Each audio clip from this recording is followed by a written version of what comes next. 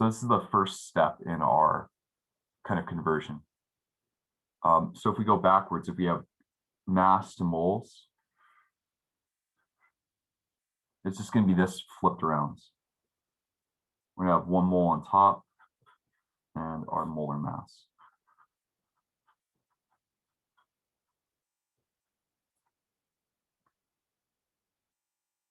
If we have mole to particles,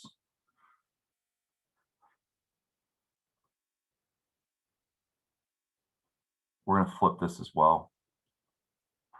So we have 1 mole, 6.02 times 10 to the 23rd. So this is kind of our guide on how to go from one thing to another.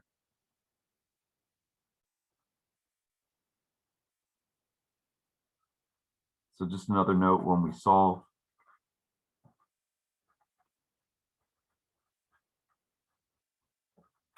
we multiply the top, numbers on top,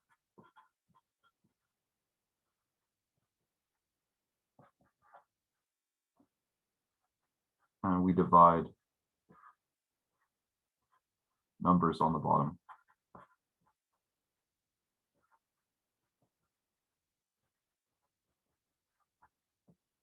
So this organizer here is meant to kind of help you figure out what it is you're doing. So for the problems today, we're going to try to identify where on this map are we, and then plan our attack from there.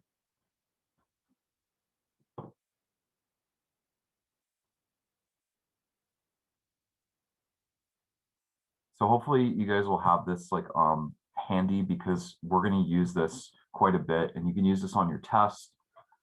Usually it comes down to, if you know how to use this, you're going to do well on any of these types of problems. If you're not sure what this means at all, then we need to figure it out, because this is kind of our goal on how to go from one thing to another. Because remember, our goal for this is, say we have the mass, say we know how much something weighs on a scale, we can use these factors to figure out how many atoms are present. And that's huge, because as chemists, right, we can't count atoms one by one. So we have to count them in big groups. And that big group we use the mole to do.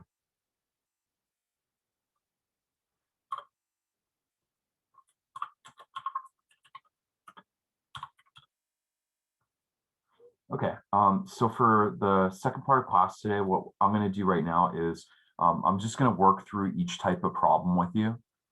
So we're going to see the range. There are 4 different types of problems.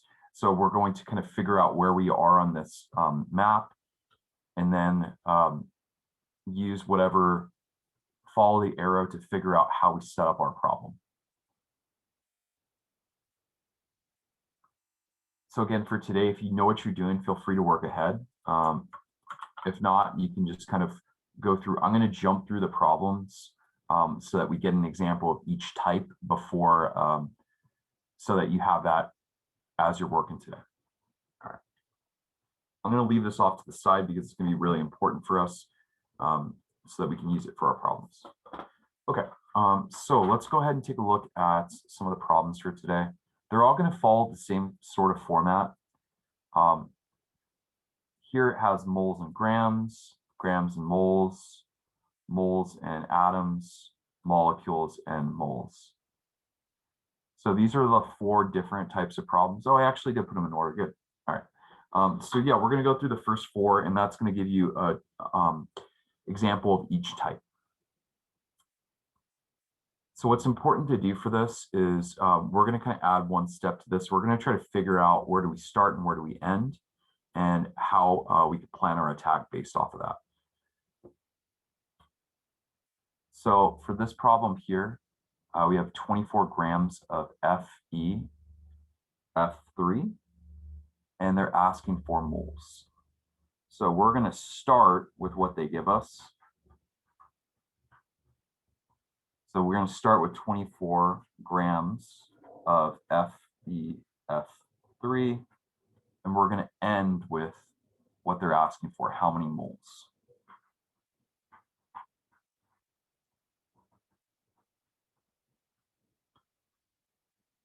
So one way that we can kind of keep track, and this is all it is just making sure that we keep track of where we start and end, is we can just write that down. This is where we start, this is where we end. So we're going to start with 24 grams of iron fluoride, and we're going to end at moles. So we're going to start at grams, and we're going to end at moles. Let's start at grams, end at moles. We're going to use this down here. We have to use the molar mass. So let's find that molar mass.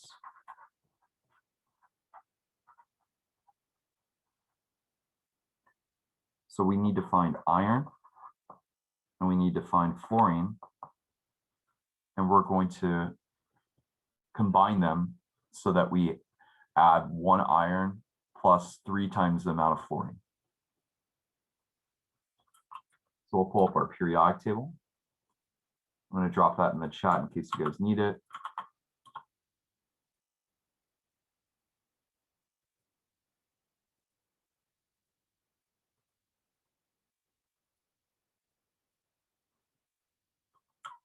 So over here, we want iron, which is Fe.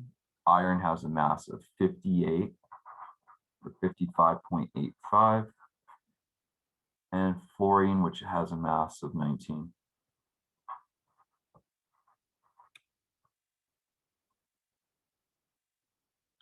So that's where I'm getting my 2 values. Let's go back here.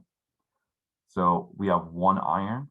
So we can multiply this by 1, or we can just leave it alone. I'm just going to multiply it by 1 because it just helps us remember that there's 1 here. So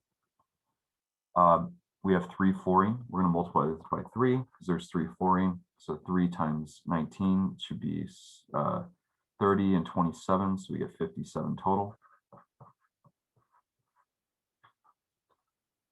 And we add the 2 together. So we do 55.85 plus our 57. So we get 112.85.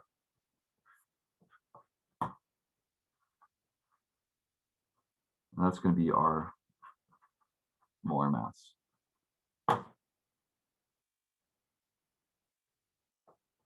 So now we know what the molar mass is. It's this number. We can use it up here. We can go from grams to moles by setting it up this way. So grams to moles are going to set up this way. Yeah. So we're going to follow our arrow. So if we go from mass to moles, we should actually be following right at the bottom arrow because we want to go along that arrow. And one way to check too is we want to make sure that the units match up. Grams times, this is how we're going to set up, 1 mole over the molar mass. One way to check if you're doing this right, whatever number, this is grams, right? Grams per mole. The grams should match up here. So we want 1 mole on the top because that's what we're looking for. So this is going to be the way that we're going to solve. So remember, we multiply the top, we divide by the bottom. So we get 24 times 1 divided by 112.85. And this should give us our value.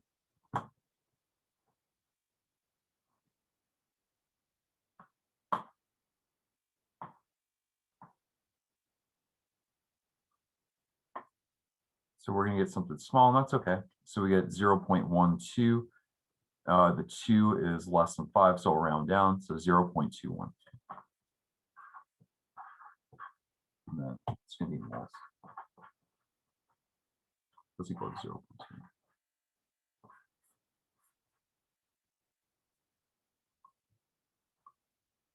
So that's it. So again, for this problem, we figure out where we start because this was what was given to us in the problem. We figured out where we ended. So we went from grams to moles. Following this arrow along the bottom, we're going to use this here, our molar mass. On the bottom, 1 mole on the top. We found the molar mass by looking at the formula, 1 iron and 3 fluorine, we got the mass from our periodic table for iron and fluorine, and we multiplied fluorine by 3 because there's 3 fluorine here. Glitched out on me for a sec. From there, we added the two together, get the total, and that would be our molar mass. So looking at our setup rate, we went mass to moles, we're going to do 1 mole over the molar mass. So we have 1 mole over the molar mass that we have here. Multiply the top, 24 times 1, divide by the bottom, divided by 112.85. That's what we get.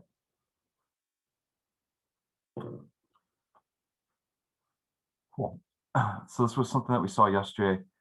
This is another way to look at this, kind of more, how do we approach it when we have a lot of different things? So that would be number 1. And we're going to go through 4 of these today and then have some time for you guys to work at the end of the period today and all period tomorrow.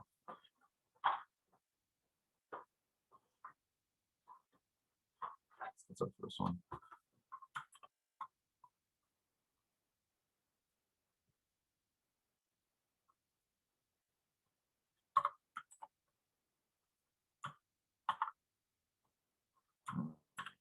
Get my screenshot and then we'll take a look at 2.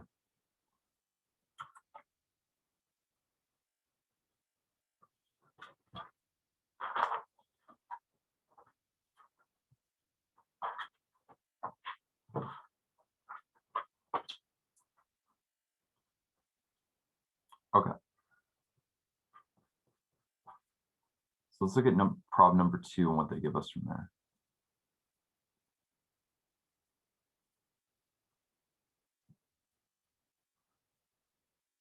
Okay, so problem number 2 is going to be the opposite. They're asking, we start with the number, right? We start with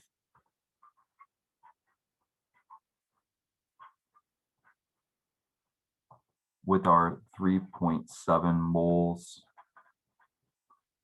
of Na2SO4, sodium sulfate. And then we're asked to find grams. So that's our end.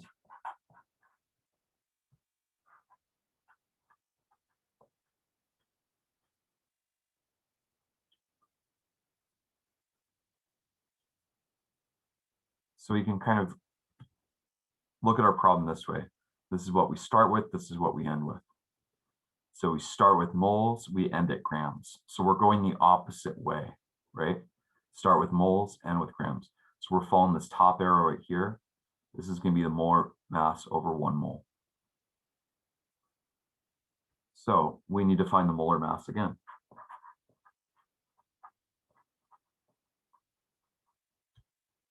We have Na, S, and O.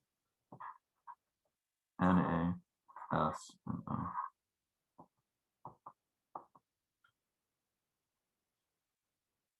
So let's go and look these up.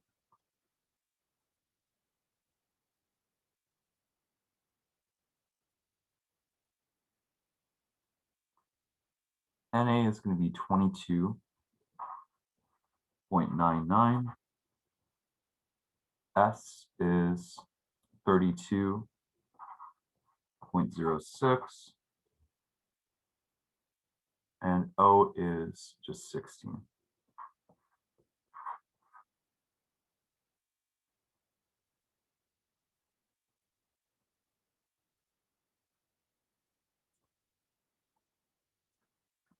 So these are our masses for each: 22.99, 32.06, and 16.00. So this is where the subscripts come into play. We have 2 NAs, so we're going to multiply this by 2. We have 1 sulfur, there's no number, but we know it's a 1. And oxygen, there's 4. So by 4.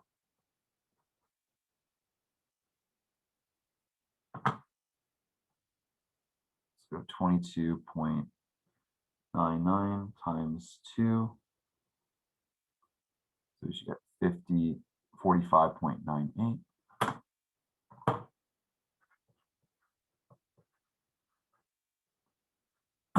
This times itself or times 1 gives it the same number, right? It doesn't change it. 32. And 16 times 4, she gets 64.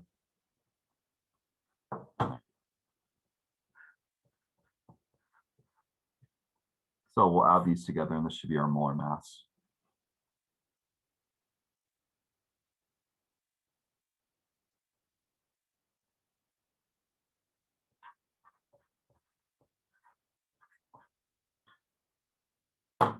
So it's gonna be our mass.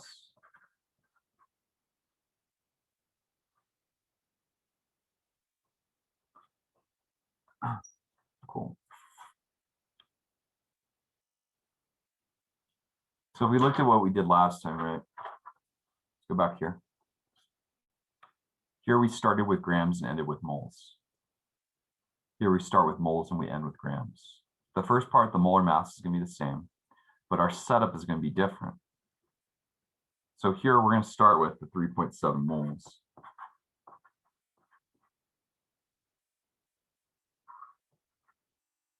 But we want it, notice grams and grams were on opposite sides.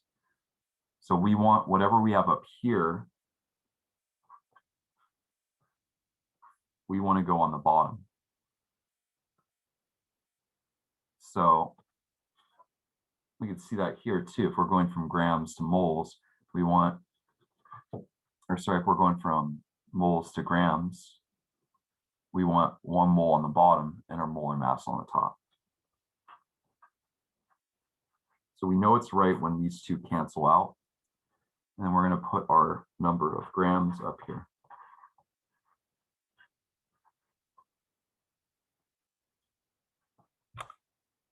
So again, for this one, when we solve, we multiply the numbers on the top and divide by the numbers on the bottom. So this would become 3.7 times 2.04 divided by our 1.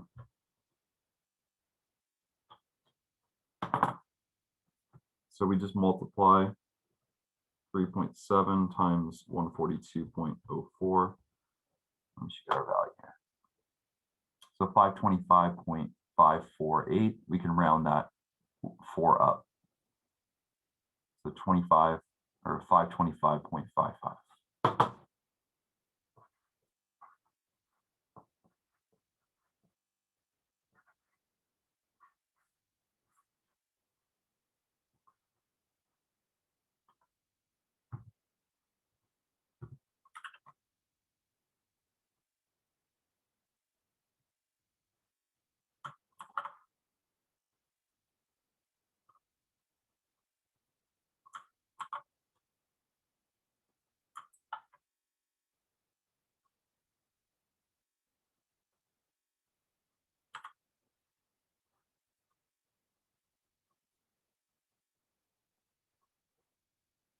So hopefully we get to kind of see the pattern for this. For the next problems, we're going to deal with going on this side of the periodic table. So this one, we don't have to look up the molar mass, so that saves us a little bit of time. But we're going to have to deal with the number that's in scientific notation. So let's go ahead and look at number 3.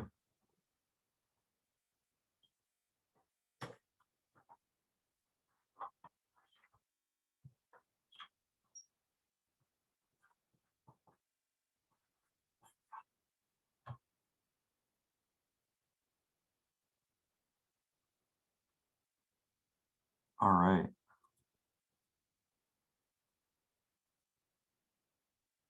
We don't need our periodic table for these ones, thankfully. So here they ask us how many moles are in this number here. So 3.2.30 times 10 to the 24th atoms of silver. So that's going to be our start, is the number they give us.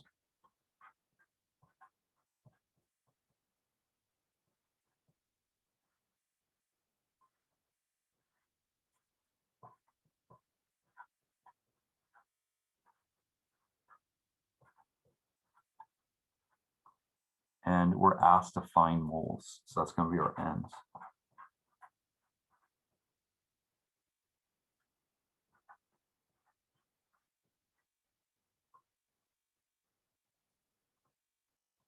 So let's go and take a look at the information that we have. We got our start and end point.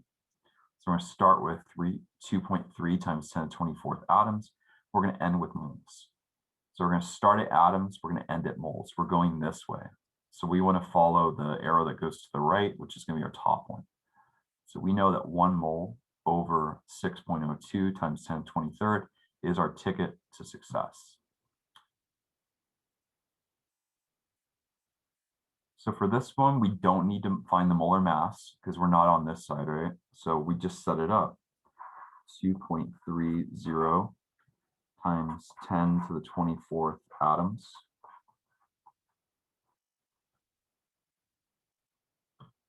times, and then get our brackets here. So we're going from atoms to mole. We're going to follow this one. So we have 1 mole on top, and these are atoms on the bottom. So 1 mole on top. And what we're trying to get rid of on bottom. So notice atoms and atoms are going to cancel. And now this comes into how do we put this into our calculator, right? So using our calculator, we can put this as 2.30 exp exponent. So this exponent key is going to be really helpful for us. 24. So 2.30 exponent 24 is this value here, times 1, which we don't really care about. That's not going to change it. Divided by, and then here we have the same thing. 6.02 exponent 23. We would use parentheses to make sure that all this is together. So this is what we're going to have in our calculator.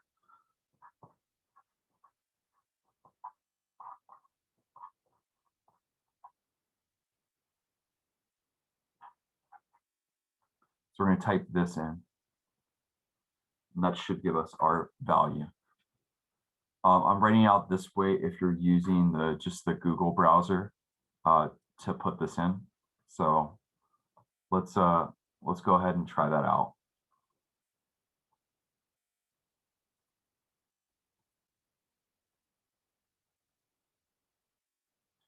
So I just want to go to calculator.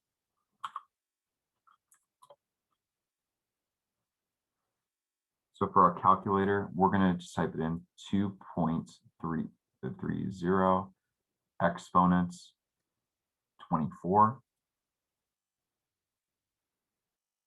times 1 divided by, and then we put a parentheses, 6.02 exponent 23. Close our parentheses. So this matches what we have on our paper. The exponent button here, they say E instead.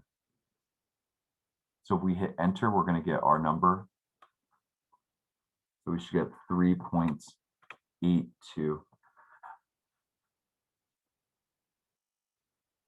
moles would be our total. We'll put that on our paper and we're good.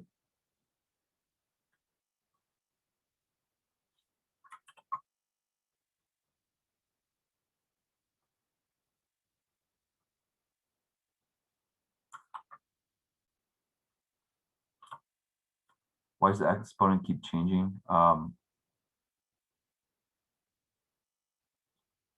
mean for the first part here?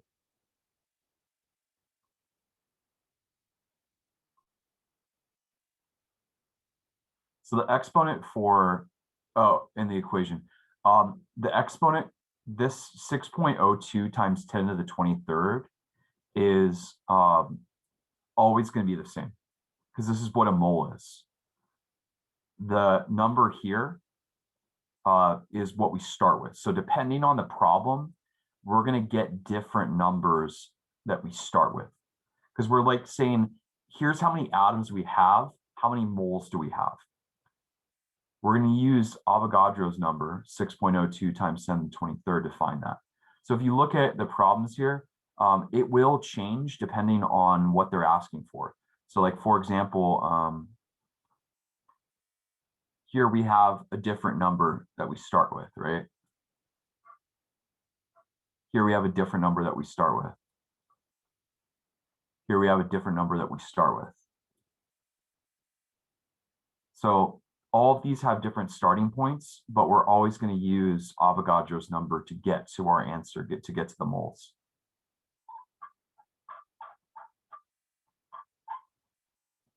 So really the setup for this, all the problems are going to look really similar. It's just a question of figuring out what type of problem you're dealing with and using the examples that we've done to kind of fill it in. All right. So let's look at the last one that we're going to do is number 4. Number 4 asks us how many molecules are there in AgNO3. So if we're breaking this problem down, we start with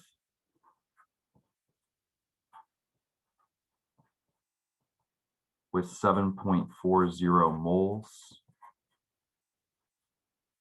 of AgNO3, and we're going to end in molecules.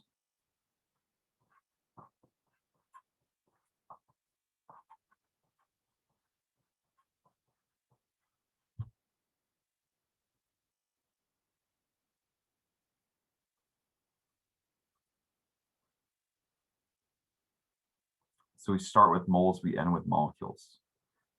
Start here with moles, we end with molecules down here.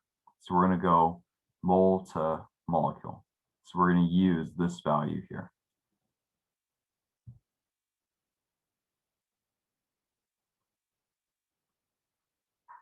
So we have 7.40 moles. We're going to multiply by one of these. So remember, we're starting with moles and going to molecules. Moles to molecules is to the left here. We're going to use this one down there. We know that this is correct because 1 mole is on the bottom and it cancels out with this. We have Avogadro's number on top, and we're looking for molecules.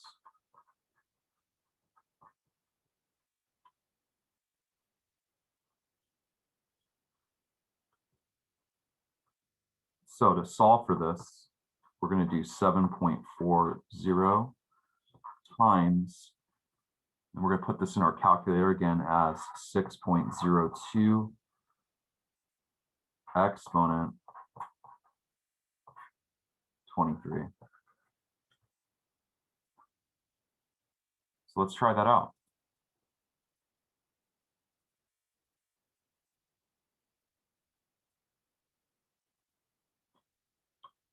So we have 7.40 times 6.02 exponent 23.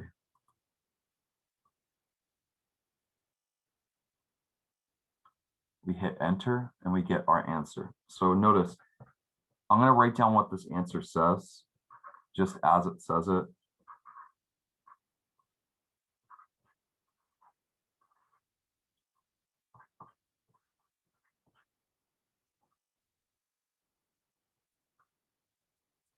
So that way we can make sense of what this means. So this is what the calculator gave us. We do not want to put our answer like this. So the way that we read this is we have 5.45.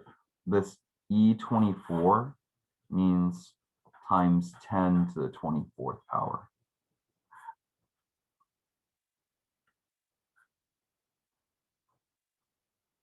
So E would just be exponent.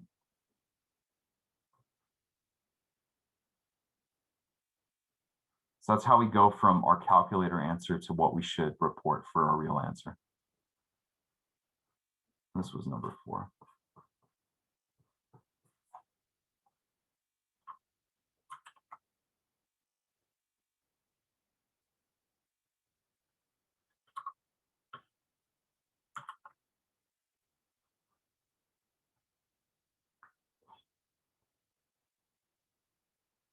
So that was kind of an overview of all the different types of problems.